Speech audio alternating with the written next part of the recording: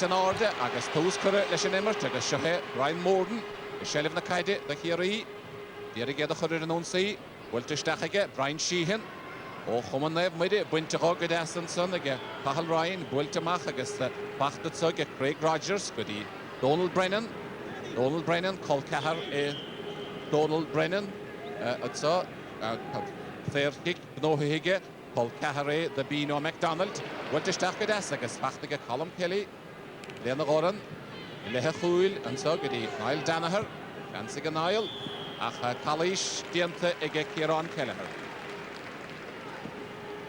Just to clarify what I was saying earlier, Micheál, the Munster Championship this year was run on a round-robin series, so Kerry beat Tipperary, Limerick, Waterford and Clare. They lost to Cork earlier, but then beat Cork in the Munster final in Killarney. In contrast, Laois have just played four games in all. Westmeath, Kildare, lost to Dublin Leinster final, and then surprisingly beat Tyrone in the quarter-finals. Marsin, Deshitsa, Ege, Colm Kelly, Laois, a Churchantusig, Wiltegeg, some 4-20 the Laois.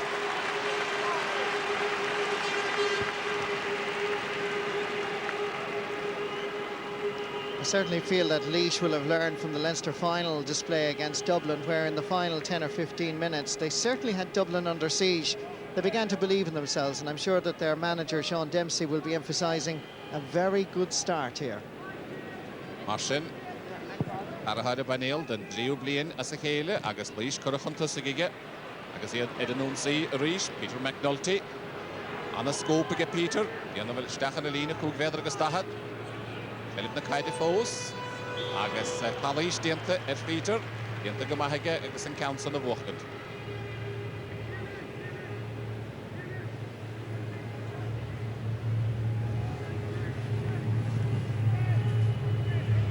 Sin dis ige Laois dul ráfhainte chun tusig.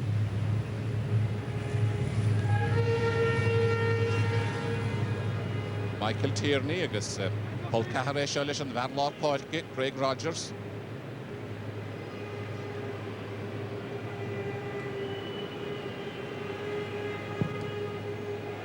Wiltig agus printed asan son again Michael Tierney.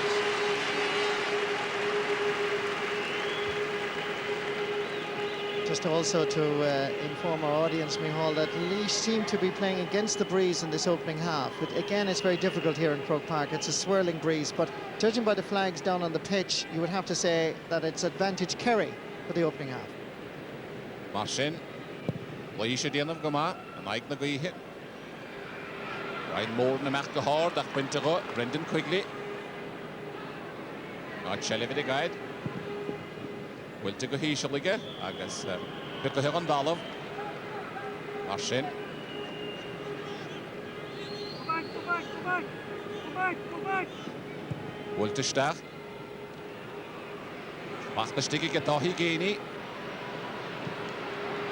Will to Raigige. Mike Murphy. Garalish Stach, chance, I guess. Will to Harish Trasnon. I guess. Geert Fulin, the Kerry.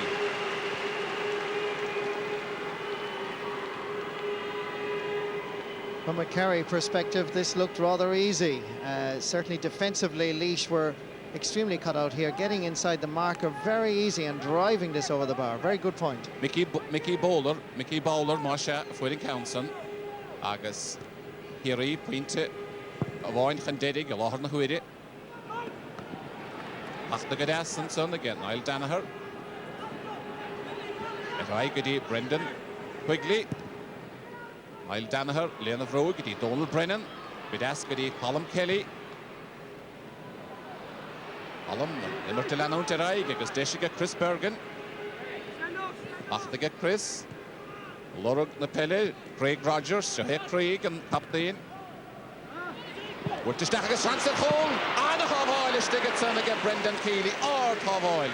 Dish Glover and son, again, Laois, again, Colm Kelly, and a half oil is fad of Brendan Keeley.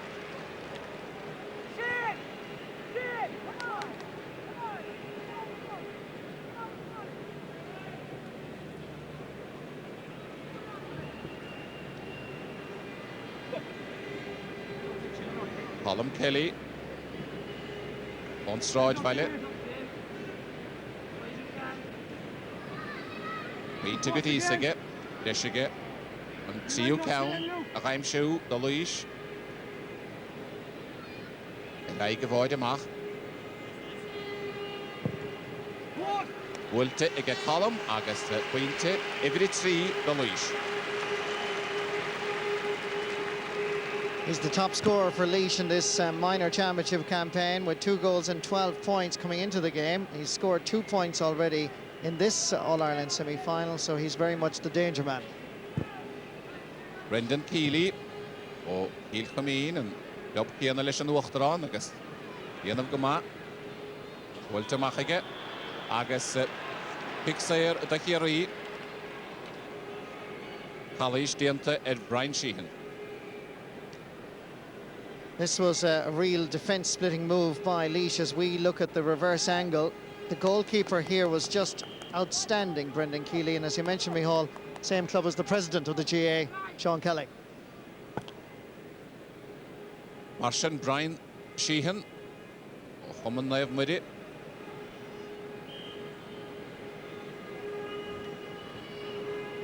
Ishige on Varnally the Ugadi in Fintivoin.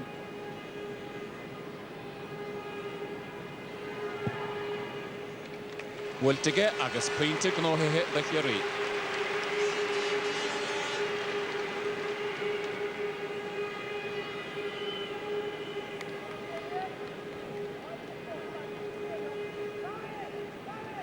Conor Gorman, Martin, Chunny Council of Wolamach.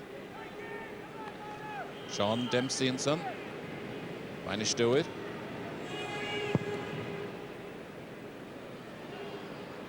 Conor Gorman, nach Fachta Gadasson, again, Colm Kelly. Pull by it, Brendan Keeley. Walter Machige, I guess, Macula Cuddy, Erash Gutty Reedy. Adog Shete, again, Moltoid, Agus Serki. Hefty challenge here, as you can see. No doubt had to be a free for that foul on Pádraig Reedy. Martin, Palishele, Agus Serki the Kerry.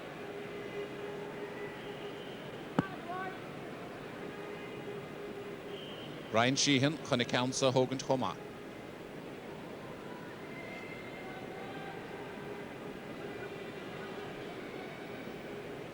Like Colm Kelly for Laois, Brian Sheehan is top scorer for Kerry with 3 goals and 13 points in 8 games.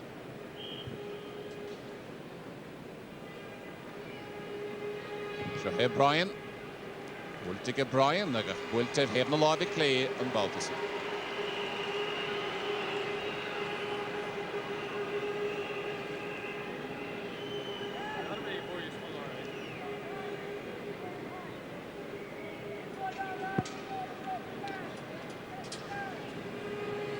Martin, Conor Gorman, Down Ishel Wultige, Wultige Mahige.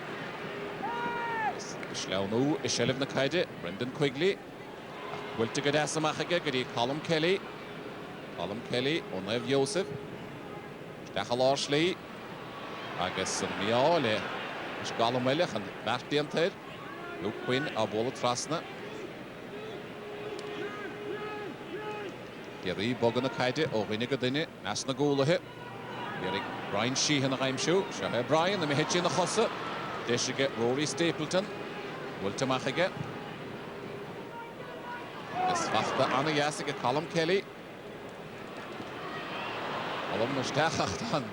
Martianted. Into Gadasson again. Luke Quinn. Joe Lorna Portke. Mike Murphy. Avola Trasna gus a scope finition so again Damien Breen. Maclesh. Anna Ruher. Auno Nidig. Nicky Bowler. Avola Anon Gideon Goine and Son Gidi Dan Dona gus Anish Trasna on.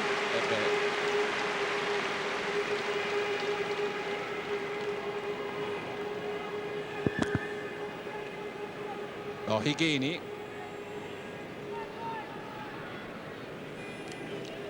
Laois, Pat O'Shea. Banish Stewart. Pat O'Shea.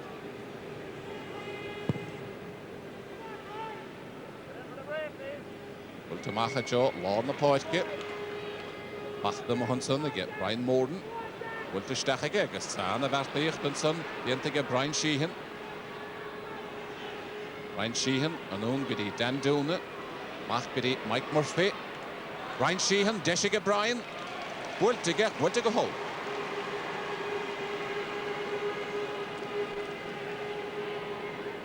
Missed opportunity there for Kerry and Mihal. They have changed their corner forwards. Dan Duna and Dave Geeney have swapped around, and they continue to move continuously, which is part of the Kerry strategy. Pointed heroine, Balustach de Boy.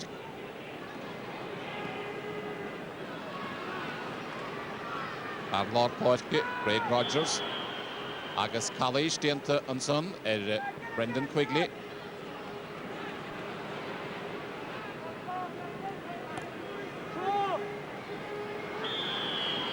Craig Rogers, Sergio Nohege, Wiltige Craig, Stachgedi Chris Bergen,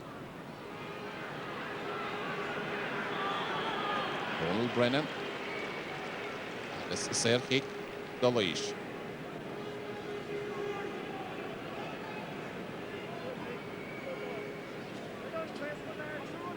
Hence on that, on Laois, then to get Padraig Reedy.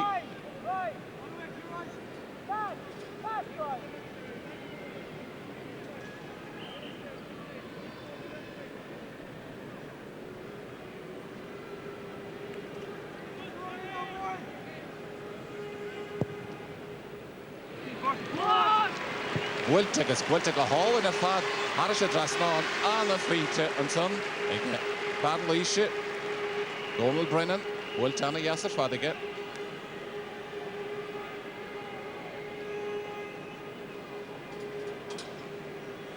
Michael Tierney.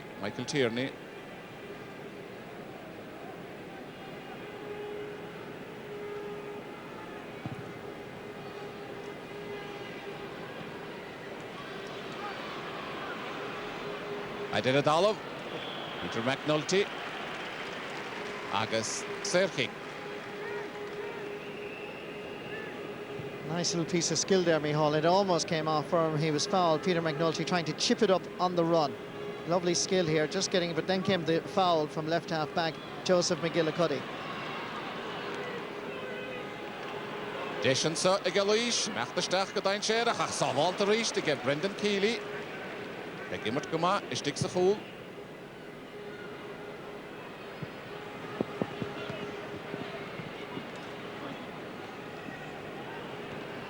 Agus Sergio Kerry.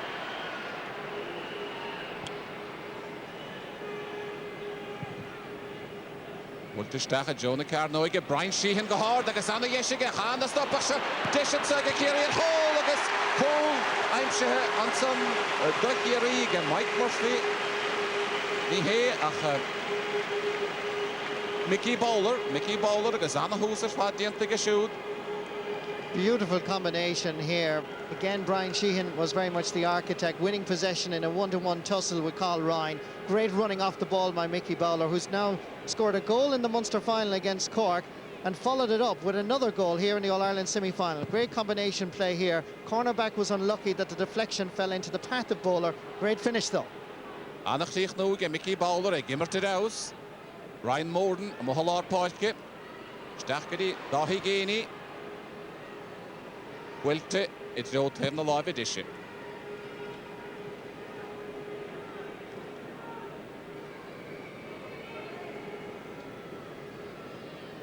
Peter Canavan at son, agus Mulligan, agus the other father no and so, Leshan Lawmore, agus Estolio Hugabenov, a law, and Ikeri, Kevin Hughes and Fadlar Poitke. Shahe Dan Duna. Wilte Stachige, Bidi Mike Murphy, Mike Idalov, Nach Leshistach, Wilte Ige Mike, Bidi Barry O'Grady, against Barry O'Grady, Harisha Drasnan, Queen to the Kerry.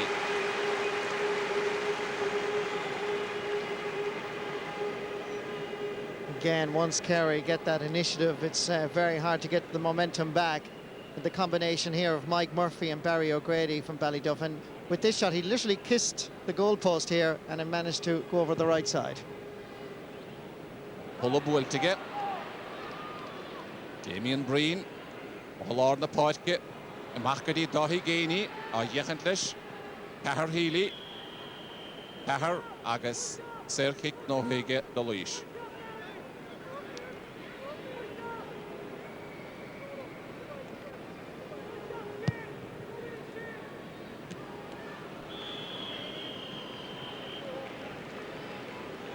Agus Inadi T Tachan Poitke. A Jerry Coffee or Tea Tachan Poitke the Kerry, Yachshoida de Velegas, the Laois in Unsea. Well, to Stachak Harish and son Brendan Keeley, Anna Bartich the Fadientige. They give it to Elsachan, Felch down the Hewig, Agus a Stachan Linton, well, to Stach Gami Avrach, Agus Chesh the Anna Havali, Yenub, like she wig, Agus Stachan Linton. I have to say that in the early stages the Kerry goalkeeper had been most impressive, but I think he'd be disappointed here. Laois split open the defence. It was good advancement by Keeley, but he was overconfident here. He was just a little bit lazy, never expected the challenge, and the ball literally rebounding and going into the net. Agus Jerry Coffey at a ball the Kerry, Agus Kieran Kelleher and Mehin.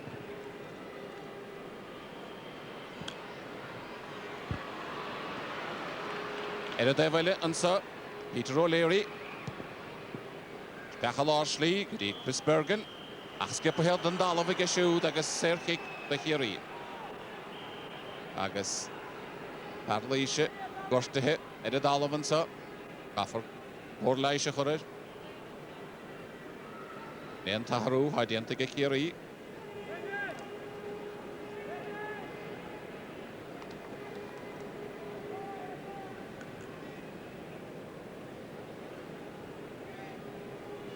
Really, this situation should have been averted because the goalkeeper had done so well here and looked around, and then came the challenge, and literally there was just a touch, just enough to squeeze it into the net. Chris Bergen, Cart Galore, Jace Corlaisha Horer.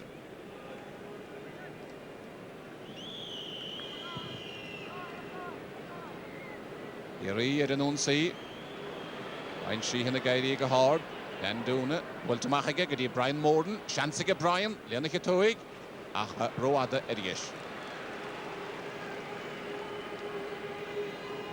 Well, that goal was really crucial from a Laois perspective because it just looked at that moment that Kerry had gained the momentum. That goal was crucial, and it was such a very quality goal as well. It boosted their confidence. Adam Kelly, Schlauna Hewig, Machtige. Mike Murphy, Agus Kalaisha Vike, no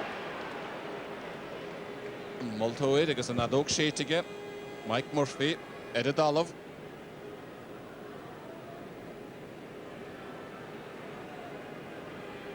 Mike Murphy,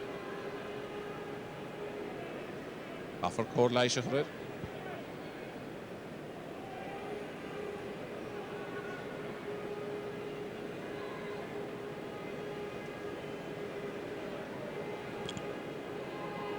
Club Kiana, Darno, Le Rosie.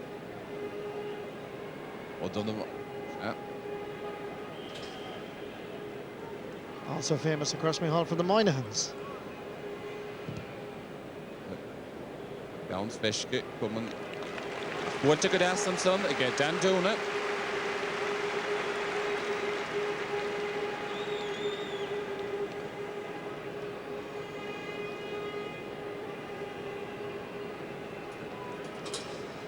Dan Duna is the top scorer for Kerry with 2 goals and 21 points. Interestingly, that's his first point in this afternoon semi-final so far. Anna Gorman, Acha Joel Orna Poitke. Bachtan so, Shane O'Sullivan, this ball.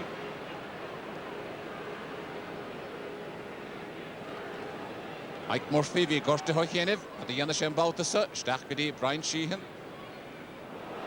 Asame Hamu, Anna Lev, Diente, Egaloish, Eddie Gownson.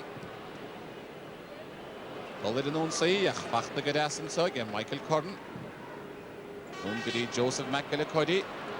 Lon Hooley, Cahal Ryan. Halish Diente Cahal, Agus Serkik the Laois.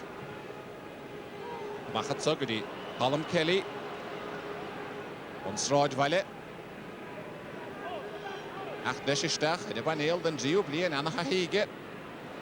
Laois, pachtig Damien Breen. Joseph McElcuddy, iawn fada. Brian Sheehan anach, wall sy'n eirig y Brian. Dahi geni rhysdach, siansig y dahi. Wel, dwi'n glwtig y dahi gyda Dan Dŵn, anach o glwysach, anach o Foylinson. Ige Conor O'Gorman ach, nid yn lwy, aris y dras na on, ige Dan Dŵn. Wonderful sequence of action. And once again, the main architect is Brian Sheehan, and he's winning very difficult ball. They're high ball in between himself and Cathal Ryan.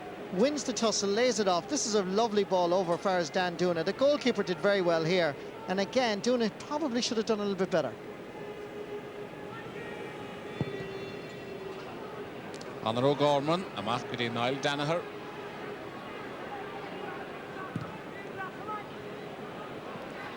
Eileen Ikitoig, agus Serkic Nohe, ige Craig Rogers.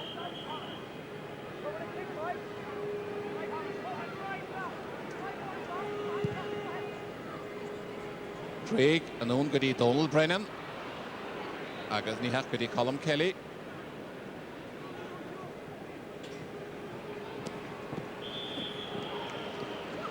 Serkic, Laois. Rory Greedy is inclined to foul a lot there in that corner. Michael Tierney causing him a few problems. Michael Tierney marsin agus Dishige. Cheshire Shemin to Monica Will.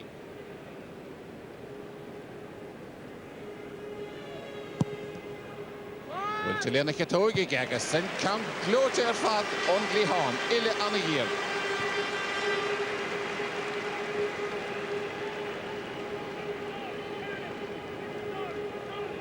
Quite a reliable free taker, Michael Tierney from Ballyroan. 9 points going into today's semi-final. He's now scored twice.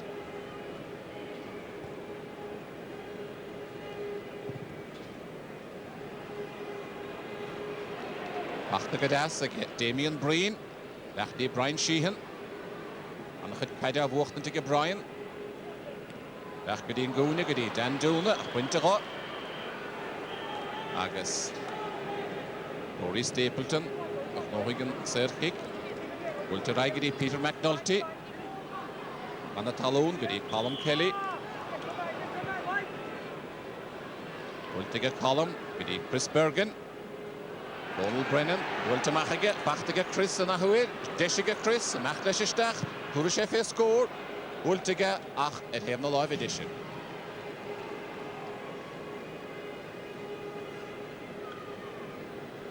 Liam Hassett yn son, agus Pwyni Fystocha, edyn Iadchlwhe ele, agus yn eanach leis, Michael Scanlon yn Farlar Parke, agus John Dwyer yn son, Homa, dyn agos na rawn oeri.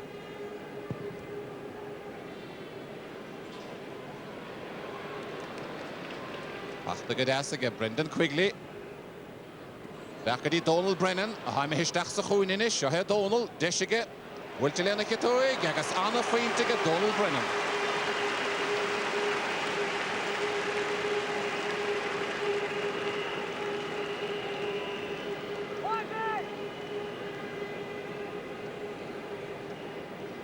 Lovely play here by Donald Brennan, making room and swinging that ball straight over the crossbar.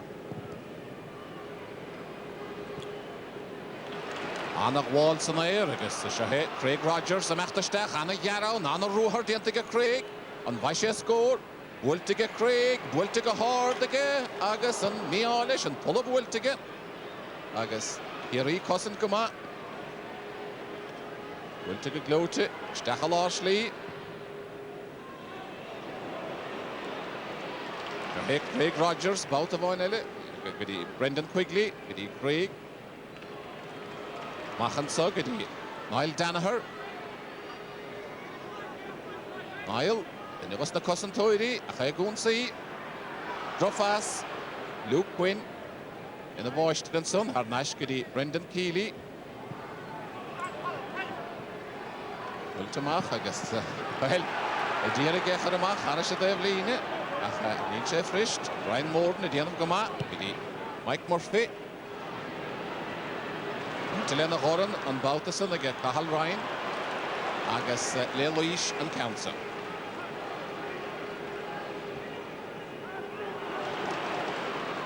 Damien Breen bidí Dahi Gainey, Dahi Gimmert goma, Stachel Ashley, Brian Sheehan, Craig Rogers, Achta Ruher. Bart Dientige, Padraig Reedy and Bautasan amach bidí Damien Breen.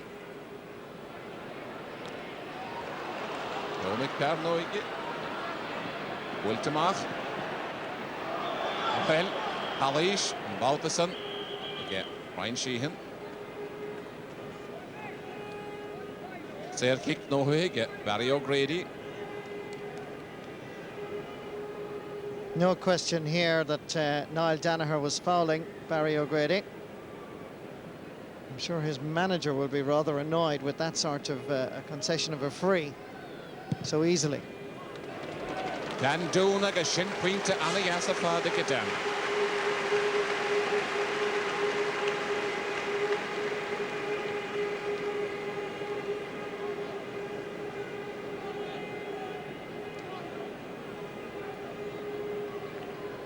Conor Gorman Marsin on the council of Wallamach. Siú blianige na vinúir.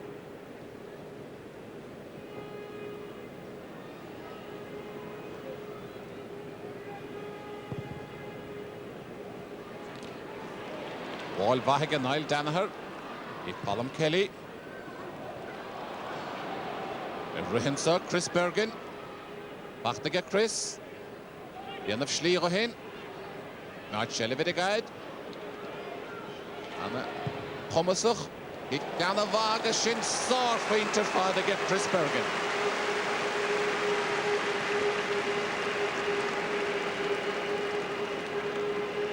Well, they'll be very impressed with Chris Bergen's point down in the heat this afternoon. Look at the balance here. Look at the confidence. He held the possession, knew that he had the options available to him, but had the confidence to have a go. Great point. Ashen and Pointe Coascoid.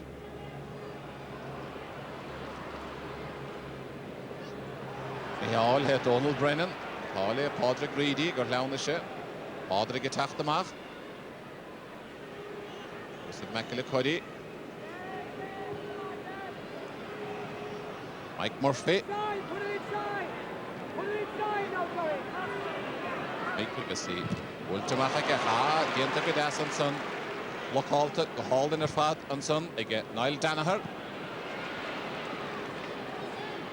Oh, on Holy, Luke Wing, I guess a pass me him, oh, I guess Deshiga Dan Duna. Dan Dúna, Lenniche Toig, Achasálige Chach and Council, Medita Multoid, Marchandale Leash and Council.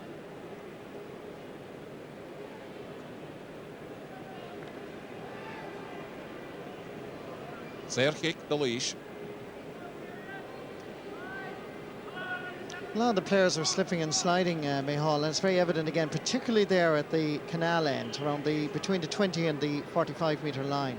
Seems to be there every single Sunday. Ishke correct ball, Knee Floyd. Oh, Wanach Wallinson, Unoma to Vine Brescia, Lequish, then Omati Fihid Emre, the for a Hanach Wallige, Brian Morden. Wilt Machat Sagadi, Peter O'Leary, Arnashkadi, Per Healy, Stachel Ashley, the Cahal Ryan, I guess. Varavaras, Shahir Cahal. Wilt Achamehemach, Harisha de Evline, Agus Kicklassa, the Kerry.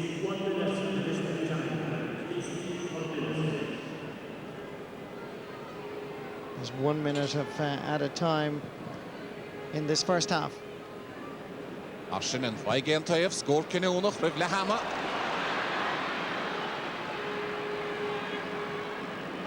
Pass Coravaras, Agus Anna Hansen, Hole, Agus Cole, Agus Kerry, Didach, Rivlehama, Oid Anna Kinunoch, Barry O'Grady.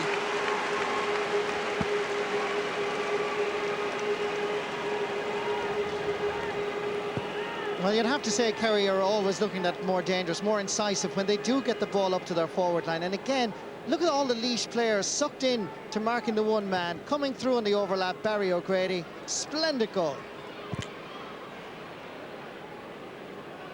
Murphy, Mike Murphy, Erin Reached, Macadi Damien Breen, agus Brian Sheehan, Lashtig, Shansige Brian a Gailistach, Emil the Carnoige, Shansa Hola, Anna Havon, Shansele, Anna Havon, Ferroge, Conor Gorman, Anna Havon, Fad.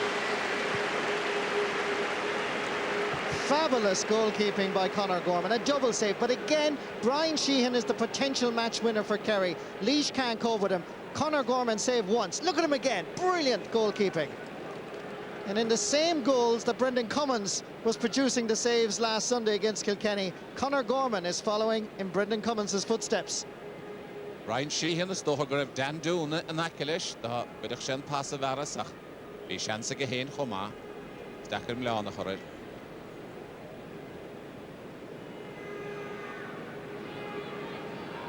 Marsin, ond meg hyd y ffwynt atra i glehama. Bwyltig y Brian Sheehan, agos bwyltig y mahege, Brian Sheehan, ta hyd y ffwynt atra i glehama. Second point of the opening half for Brian Sheehan. The referee blows the half-time whistle. A game that has produced many talking points and some fine scores. Brian Sheehan very much the architect of this Kerry attack. He's created numerous opportunities, goals by Mickey Bowler, and again, just moments ago, by centre-forward Barry O'Grady, to 1 goal and 7. Laois sa tarnala, agus is mór cúna bheith sin, láthar na huidir leona, yes, ríthe an sa seolta Laois, agus an dairin, Olaf, an túsachar leis an tarnala, an sa, dó a hocht le héana seach na láthar na huidir, agus an multóir, Michael Daly, I cyn tú go bhfuil go chéine I gart. Haid na bhaclanige, caite an áirde, agus tús cur leis a tarnala, agus seachuin, Laois ar an únsaí, Craig Rogers, Nach leis isteach, Anna Ruhara Yanavige, Anna Yeshiger score a goal, Wiltig a hard, agus pointe Anna Yasser fad, agus an garna leadathe, gudi en Chulavain.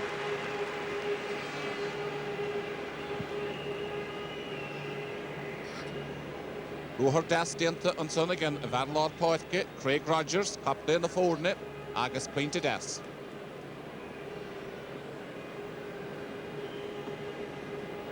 Neidir godúrach sé sin, inspiráid, do Laois. Brendan Keeley. Bwyltamach ag siúd. Fel, a dalamh agus. Na dóg siete, Michael Tierney, I bhíon a seileh ach caithfidh Michael Daly an chaidse an áirde atra. Damien Breen agus Brendan Quigley. Achta an soig, Joseph McAllicoidy, ach slána hefuig. Cur a dábhaile. Agus Tális an Baltason, Shane O'Sullivan, Lisboil, down fad agus bhfuil chalís dianta Brian Sheehan, stólim go bhfuil. Brian Sheehan tuc a hichan talún, agus nóta a dhéanamh ag an multóid an sa, don gosantóid, agin an chalís, an Ahal Ryan. Michael Daly agus Ahal Ryan agus Pórábe go agus Corta Buí do Ahal Ryan.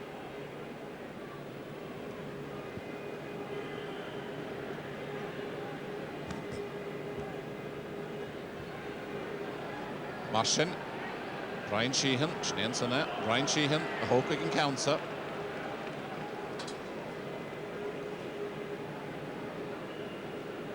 Green Díidech, Eden. Líne, cúig féidir agus dahad.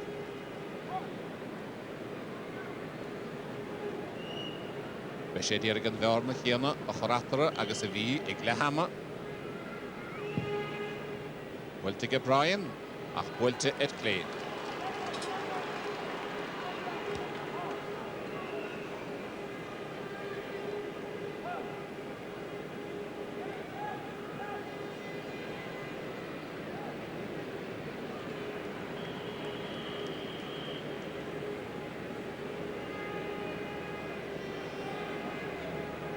Mar sin ina dí tí techan páirce ag Kerry tá James O'Sullivan ar a dhéh líne ach ní sé teachtasteach go fóil. Ryan Moran I mé hefuig fachta go Barry O'Grady, he wick shoot choma. Agus anna chosint fad a dhéanamh ansa do Laois Peter O'Leary. Peter O'Leary isteach go dtí Michael Tierney agus séirchiig nóthaithe ige Donald Brennan. Michael Tierney thug go counts agus thug sé séirchiig gna anna bhaithir fad sa chéadna. Tarek Reedy, right from the beginning of the match, has been fouling an awful lot, and it seems to just be a weakness in the Kerry defensive sextet. Padraig Reedy and son agus Horta Bui the Padraig chuma. Joe, come on.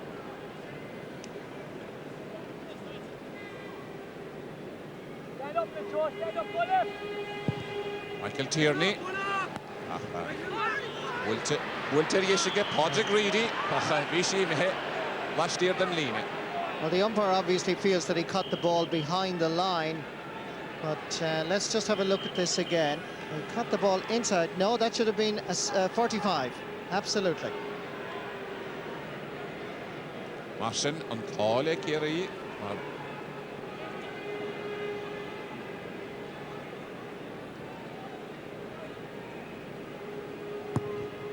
Lyndon Keeley, Ultimachige. Donald Brennan. Yenam Gamaha Hoshestach Sahuini. Donald Garlishestach, Col Cahar, the Vino McDonald, Esha. Agus the Mac Jahar, Lisham Roher Damien. Using two hands. Serkick, Laois. The defender here claiming that he used only one hand. Well, there's the jersey pull. The referee indicated there was two hands, and I think it was just in that little last sequence there that there was two hands, but there was a jersey pull anyway.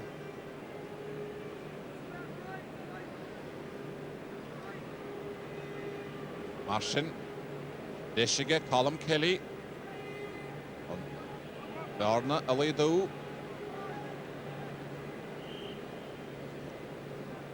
Stroid Valley, Wiltige Colm, Bagirach, Wiltige, Agus Stoppahigit, Igashino Sullivan, Lisboil, Pantamach, Gidi, Ryan Morden, Rachel Ashley, Michael Curran, pass by him, August. Dish ige Laois, dish ige Peter McNulty. Wilte, it here in the live edition. In the last 2.5 minutes, Laois have kept the ball in the Kerry half of the field. They should have at least had a 45. They should have scored a point from a free, and then they make a mess of that last intervention. Corna Guihi ige Laois. Agus, Anachad Unsahe Anyanavaku, Parnala. Down the Havuha, back to Damien Breen. Damien, Gadi Dahi Gaini. And the Faso Rahi, Gadi Damien. Rachel Ashley, Gus Kerry, Gushak Gadasala on the hood, Dan Duna. Yergili Yanov, will to Gadasaka, Dahi Gaini, Hishtachagus, Anna Vartich, the Sunday. Kahar Healy. Kahar Healy. The Tachta Goud and son, Ed Laois. Very good defending here, Mihal. Look at the corner back in a tussle. Got a hand to it. Goalkeeper emerged off his line and eventually cleared. Cahar Healy, agus an chosin diantige. Ili Irgama Dan Duna. Wiltige Dan, agus Wiltige Hallin. Ach Neil, kan meer mi haste. Der Schäger hanne sé roadeste hadirn on der linie. Kan meer mi haste. Agus stoch go gahigen multo in counts an order. Ta patchy, kindlish and more. Just watch this again. He took too many steps. He didn't take it from the sideline. It was a sideline, not a free. Pat O'Shea, the Kerry manager, was actually protesting with the linesman there. Mike Murphy, stach with the Barry O'Grady. The Brian Sheehan, ach Kalish Dinter, Barry O'Grady.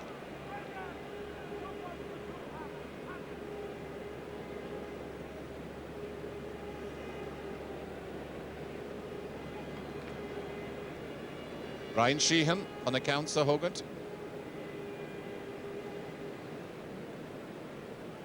Agus Shansigan, Darna, Hiana, Ave Atra, Agus Avi, Iglehama, or Willinchen counts of Harish Drasnawan. Brian, Bultiga Brian, agus the Bultiga Mahage, Kerry Fuinte Atra.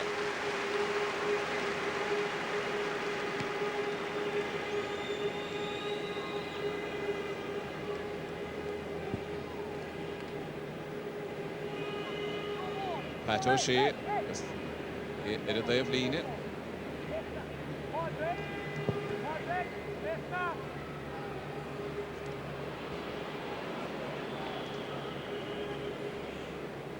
Ser kick, nå har jeg Mike Murphy.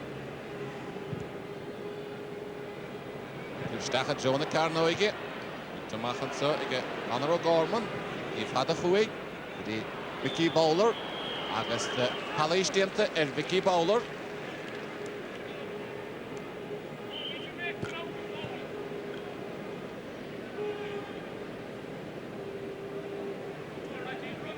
This is probably a ball, actually, that the goalkeeper should have gathered into his chest rather than punch it clear, and his punch was not a very accurate one.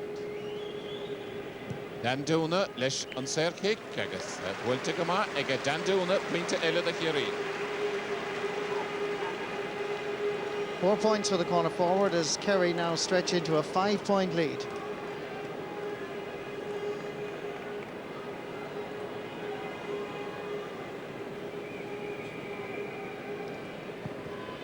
Connor Gorman. The counter him on echte. Bultigama Gigas. Isha Dollar den Unsi. Michael Tierney. Says kicking all the Bultiga shoe. The staff the Colin Kelly. Emma Hewig. Chancelige Colin. Erik Machterstach. Hij trapper Hewig afach. Agus wachtige Peter McNulty. Anna Jassige Peter. Agus Chancenische Chris Bergen. Bultiga Chris. Agus pointed as the Chris Bergen.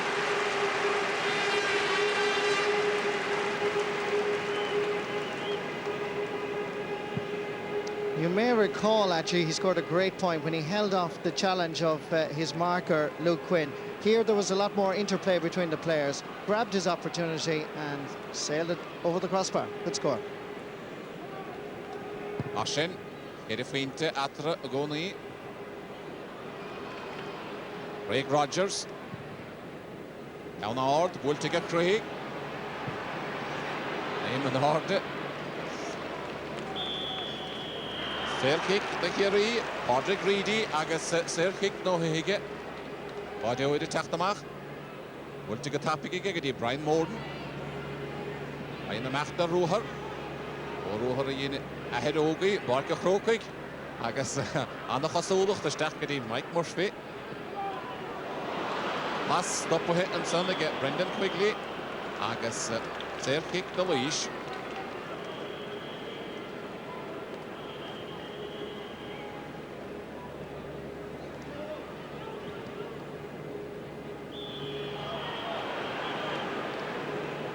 Adog Sheta reached again, Moltoir, agus Schnee Sean Dempsey, agus ag de haid is stolen man around oir le Shinshir Hilchonig, agus vi Michael weil na Shinshir Choma,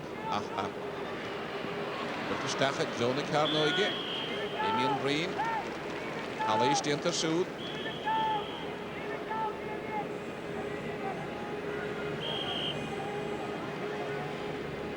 Just mentioning there about Brian Moore and Sean Walsh's son, Bomber's son, they all play with Kieran O'Rahilly's, and I believe that there are certainly going to be 3 fabulous footballers following in the footsteps of their great dads.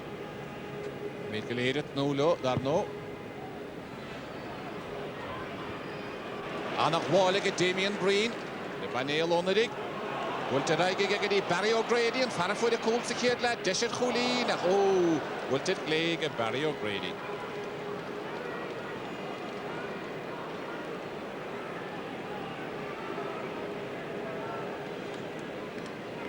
Some high feeling around the centre of the pitch.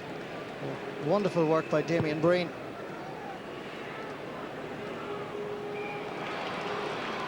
Michigan Laois in ish, the Lidden Unsi. Stach die Donald Brennan. Winter on the Lofach. They get Padraig Reedy. Shane O'Sullivan, the Corach. Back they get Brian Morden, the Godas. The Stadium of Schliego Hen. And the Kitoig. Brian Sheehan the Derek counts of oil. Best to go. Doige agus le Kerry an counter. Laois goes to hit.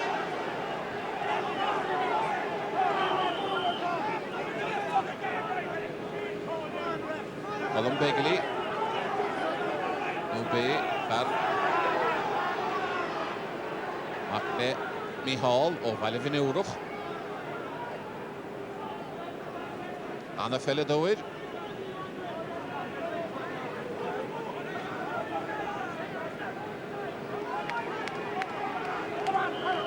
Harry O'Grady from the Council Hogan.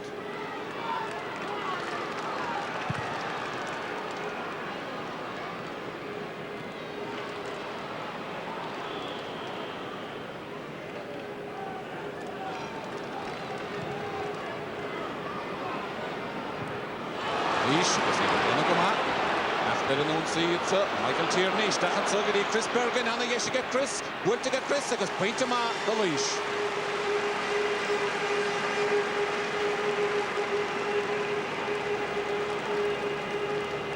Well, it is Colin Bergen's third point from play. It was created by Michael Tierney with a wonderful piece of winning possession. Chris Bergen had options here. There were goal opportunities on here, but he went for the point himself.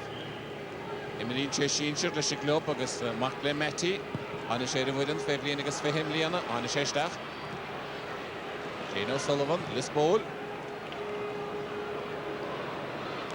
Anna Hord, Brian Sheehan, of the Council, Schlauna Hibwig, agus Achta Ruher, it's up, the Laois, Colin Begley, Anna Count, Bultestachige Colin, agus Laois Curra, Erin Onsey. I should score. Colin Kelly, agus Erach Tsara Higgett Aston again. Michael Curran, agus kick Pugveder agus Dahat Ganayan Auris Mariel Gaunther. Wonderful block down here. Certainly Michael Curran from Waterville deserves full credit for that one. Laois, by the way, Michal, in the Leinster final were very much in this position. They actually very good coming from behind. They almost caught Dublin at the very end. Off into Stolen of the Ather and Loy.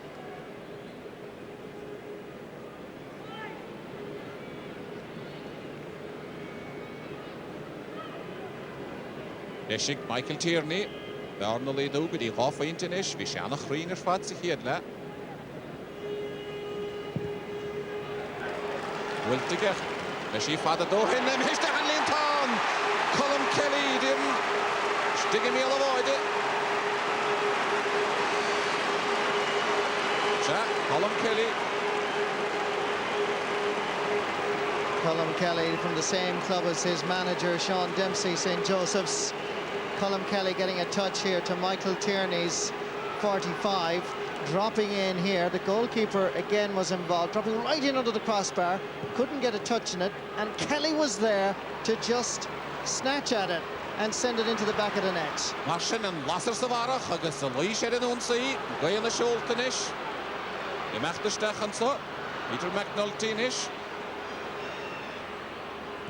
Wolte Amachige Peter Goody, Chris Bergen, agus tá Laois Huntasig, Chris Bergen. Well, we were talking about the other full forward in the first half. I really was impressed with Brian Sheehan of Kerry, but you have to say Chris Bergen has scored 4 points from play, each one of them quality points. Just look at this, no messing around, judged it perfectly. Gimmerted in the hot slot-ish, Chris Bergen agus Colm Miel na Carnoige. Machterai, Niall Danaher. This Pahal Ryan. Anna Tevline. Wultestach agus Whoa. Well, Antahale Kerry. Nor Hayden Multowil. I think it's a good call by the referee there. It looked as if Michael Tierney was fouled. Let's just see this again as the ball was palmed in. It seemed to be the open hand, and that's quite legitimate.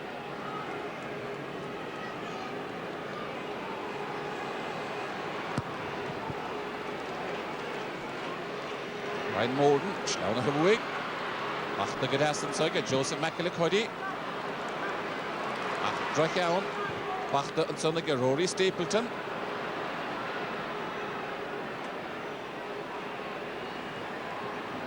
Kerry Fevroonish, Laois. Laois, you can see it, Pinta Vine Huntusik.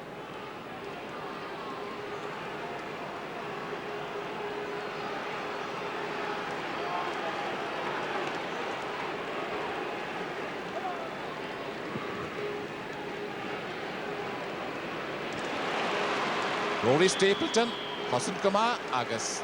Can an háchtach ná hiige serchéic tá sé gosta héidirn Rory Stapleton. Ailach Páilúil Pelle, is sé a panéal an rig. Bal dí chláiste na hallscoile sa gaiileh.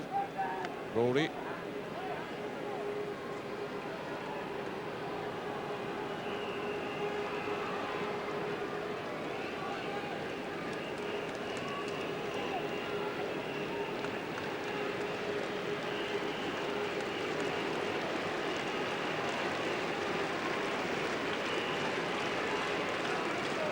Agus Rory, agus Gael Roch go bhfuil sé gortathe. Pór Laois seachar ar a dhéireann ar a dhéobh líne. Mar sin, beidir go mbeadh ina dtí sealadach a teach an táirce.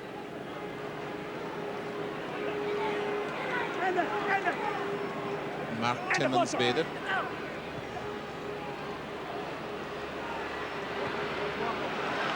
Stach agus Donald Brennan, a déanamh go maith. Ó chuir sé steach sa chuoine. Laois eile, go Padraig Reid. Agus in adóg séite an moltóid, serchéic ar a líne trí bheidir díag.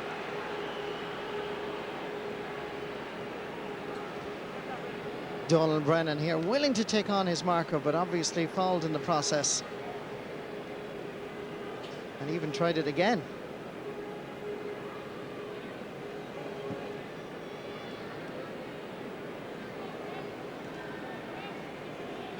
Colm Kelly an Council Hogan.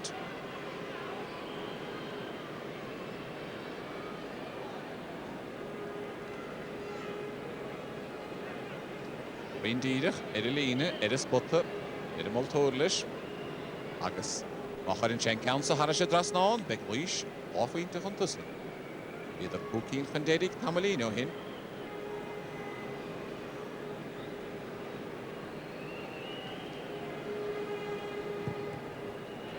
Wiltig agus anna pointe, Colm Kelly.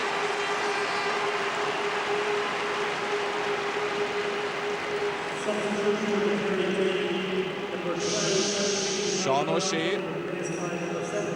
I teach an táirce na Kerry. Agus Vicky Bowler a fágan na páirce.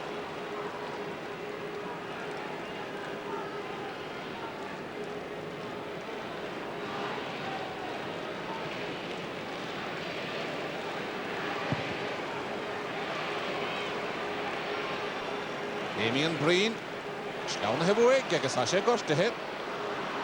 Agus seo Michael Tierney. Bhfuil baide, digant an Gaunson ach bóliagar. Tá Damien Breen sínte imo a lár na páirce agus é gortathe.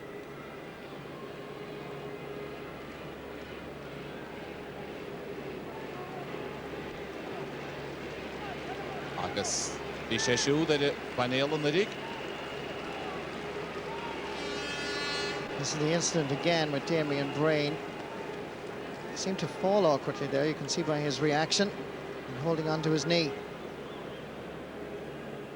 Na gimmert Craibh chomórtas sa Kerry le Kerry Laois leis na sínsir.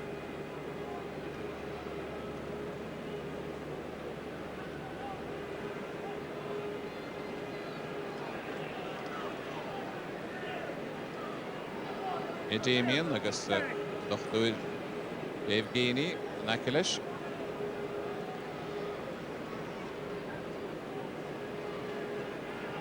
You see the way he fell there, twisted, and he fell terribly awkward and obviously felt the pain. Himself and Brian Moran have formed a very strong midfield partnership right through the Munster Championship campaign, but you'd have to say at this stage, Micheál, that Laois seem to have the momentum. Whether or not this injury to Damien Breen will upset that rhythm, because they were certainly becoming the dominant force thanks to that second goal there for Laois just a short time ago. An lábhan uachtair a láthar na huidig Laois agus iad me gáfainte chun tusa tá Damien Breen an deiscéal a Kerry ceart go leor. Sean O'Shea gimmert na letas a hit. Mar sé lár páirci níos túisce a chréibh chomórtas.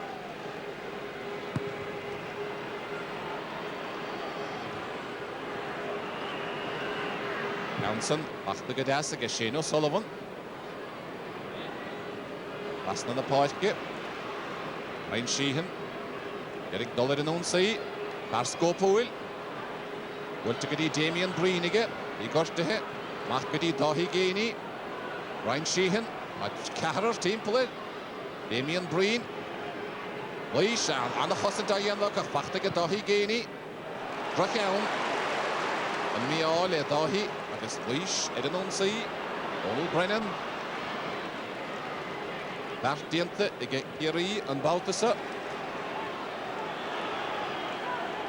Laois dianta Michael Corrin on Gurion. You'd have to say in that last week sequence of play, the defending by Laois was most admirable. 4 and 5 chasing and no running off the ball by the Kerry forwards. Harry O'Grady go dtí Shane O'Sullivan. Agus a Laois cosint ar aus ar fad. Well, sair kick no he tá.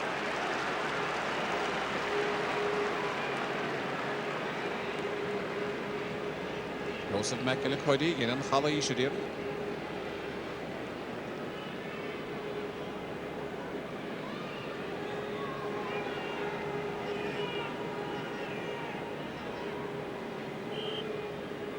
Ili Gear gama. Cawnard agus pointe inspiráide a fad agus inis trí cín de faointí atra. Mar sin Laois a déanamh it aus. Chris Bergen an lántasach agus cawn fíorthachta a fad gnóthaige. Trí cín de faointí atra. Brian Morden chud a dábhaile. Laois a córa go díal. Ryan Sheehan a rís isteach go dtí Donald Brennan. Mach go dtí Colm Kelly. De sé lige Colm. Bhúilteige agus anna féinte. Laois a gimmert it aus. Colm Kelly. Ed Joseph. Tenacious play by Laois. Wonderful pick-up by Donald Brennan just there, feeding Colm Kelly. And they had options again, and Colm Kelly, you can see the confidence growing in this Laois team. Agus inadí takehead a páirci Kerry tá Mike Murphy imithe agus Darren O'Sullivan takethe chun páirci.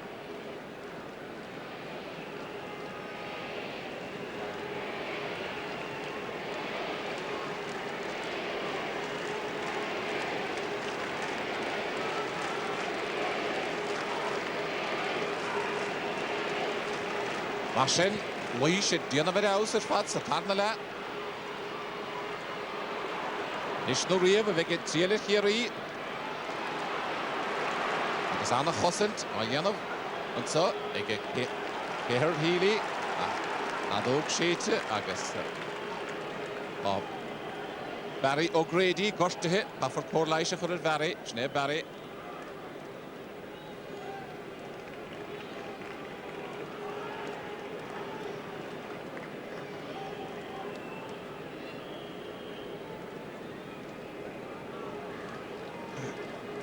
He made nómad brise na hacada hiige. Hal Ryan chun account sa hogant. Sí nómatí brise cada ag an moltóid. Agus Kerry a cosan cuma Michael Corrin. Bhúilte raigige an said dtí Dáithí Géini an maith gáithí. Ach Laois dianta ag an son ag Brian Sheehan Laois diantaige sair kick the Laois. It was funny, Healy started pulling the jersey, then protested his innocence, then Brian Sheehan started pulling the cornerback's jersey, and he was the one that got caught.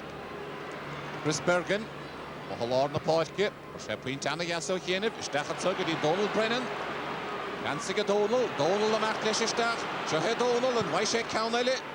Bhuailte go háir ach chaid hebh na láimhe diise. Ach tá géidir faointe atra.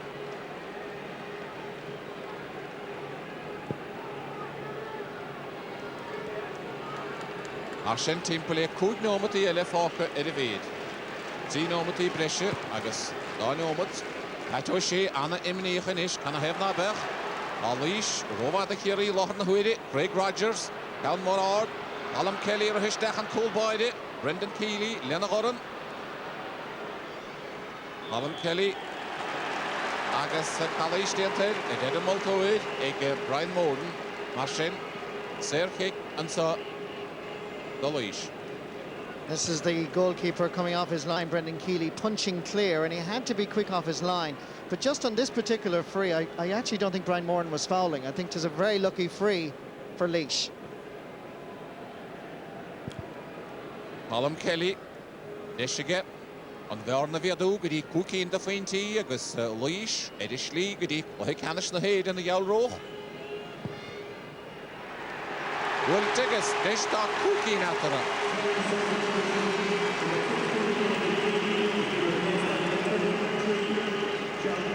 5-point advantage now for Laois. And it looks certainly as if the Munster champions are in a spot of trouble here. Marsin, Sean O'Buchala, Takahachan Pláithce, and now Tahi Igeni. See Nomati Gwille, Fáca, Ruhirás le Laois, he had the Úthaointach Tusig, Donald Brennan, Dacha Larsley, Gudi, Michael Tierney, Wultige Michael, agus Beagán Beag, and Hebna Live Edition. Brendan Keeley, Dowid, Michigansa, Gudi, Padraig Reedy. Calais on out in the Doodling Oigan fell. Agus Barry O'Grady, had the Hinnis Shuk, Cal Moore father, Jonah Carno, Gideon. Will Calais did the Brian Sheehan, did him all tour now, Phil. Mike, oh, skipper Hegan Dalov. Mia, Le Kerry, Neil Rena Rilo. Michael Corn, Agus. Skipper Hegan Dalov. Chance here for Kerry, but straight off the ground, as you can see. Arachaleoin, Padraig Reedy, Lena Goran, Shane O'Sullivan, Alaisha Shane. Coming Mahasa, Laois. Anna Hossen to Fadiantas at Harnale Hakagashin, Echt and Titsanel. Chanson, sir, again, Darren O'Sullivan. A reached on Vartiantic Peter O'Leary. On the Vartich to get Peter. Machatsadi, Donald Brennan, on the Scopig Donald, Donald Machter Roher, Jessica Sheffield to Karatra Bede, Donald Matlish Foes. On the Roher, Bultige Donald Gahar, Dacha. Ulboy de Tachtamach. Brendan Keeley. If Evru. Agus Serkick, no Hige. Most dear Nachanish, the Pointy, the Kerry. Olu Tastalbo, Barry O'Grady, a Koruk, Peter O'Leary, Rovada, Wiltige Peter, Harrisha Devlin.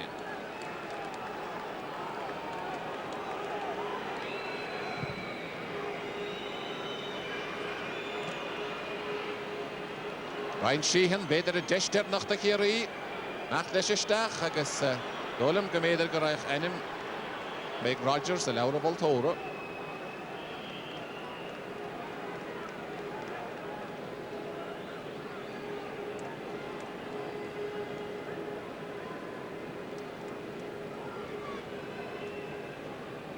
Marsin, Deshikiri, Dollar Sea, Gaffer Counselor, Dan Doon of Walla Jonah Carno, Gideon. Ehadiantige. Ortele Brian Sheehan, Hitchade guided a dollar. Kochel and Brian. Tangavall Diantelish guided a dollar. Kikamacha began the leash. Small bit harsh, I must say. I think he got the ball cleanly, but when he landed, he did touch the ball on the ground. Cahar Healy, Bultiga shoot, on a Tevline. Mordred Greedy. Stachgedi Brian Morden. Into Gadasig Brian. But a Hohige. Yannick Agashane and Vatti into Laois. Well, it's some show of character by Laois and their manager, Sean Dempsey, who gets the congratulations from his colleague in the opposite camp, Pat O'Shea. Laois, they beat Westmeath, they beat Kildare. They lost to Dublin in the Leinster final by 2 points and were devastated, really. They felt they should have done better. Then they went on and they played the Ulster champions Tyrone and won by 4 points. And here they are playing the Munster champions. It's a wonderful voyage for Laois. It's Laois in the All-Ireland minor football final of 2003, showing great character right throughout this championship. They win this afternoon in Croke Park on a scoreline of Laois 2-15, Kerry the Munster champions 2 goals and 10. This match. We might take this cue at the moment then to join our commentary team for the afternoon just briefly. That's Gerald O'Shea in the quarter-finals. He's nominated for left half back. Well, the backs came in for plenty of adverse criticism after the Roscommon game.